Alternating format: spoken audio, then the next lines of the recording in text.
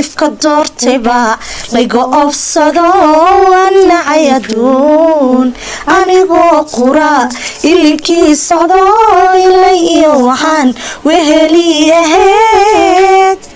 weheliyaheed wuu igaga tagay waan ooyayaa laymana arxamo waan ooyayaa laymana arxamo sidade kaana mineen ifka doortayba layga ofsado wanacay aduun anigoo qura ilikii socdo ilay waxaan weheliyaheed wuu igaga tagay waan ooyayaa laymana arxamo waan ooyayaa laymana arxamo kaana mineen ifka doortayba layga ofsado wanacay aduun anigoo qura ilikii socdo ilay waxaan weheliyaheed wuu igaga tagay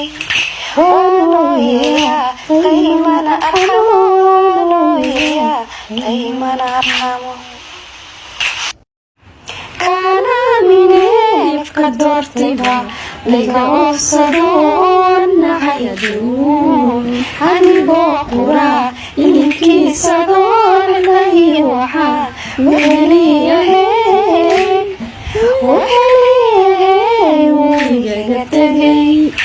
waan ooyayaa laymana arxamo waan ooyayaa laymana arxamo salaada subax ma kala tukado hurdada lagu laabto macaanta laakiin waxaan idin sheegay nabi sallallahu alayhi wasallam wuxuu yiri buurika ummati fi bukuriha waxaad tijaabisaa asbuuc gudihii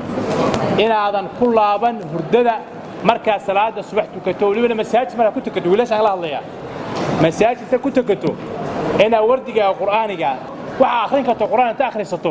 inaadan hurdada ku laaban markaa tijaabi waqtigaaga boqolkiiba 20 waa waxaad ku qaban kartaa boqolkiiba 80 shaqooyinka aad leedahay subaxdii markaad toosto salaada subax tukato ilaa 2 saac laga gaarayo 2 saac ilaa 3 saac ku jirto Soomaa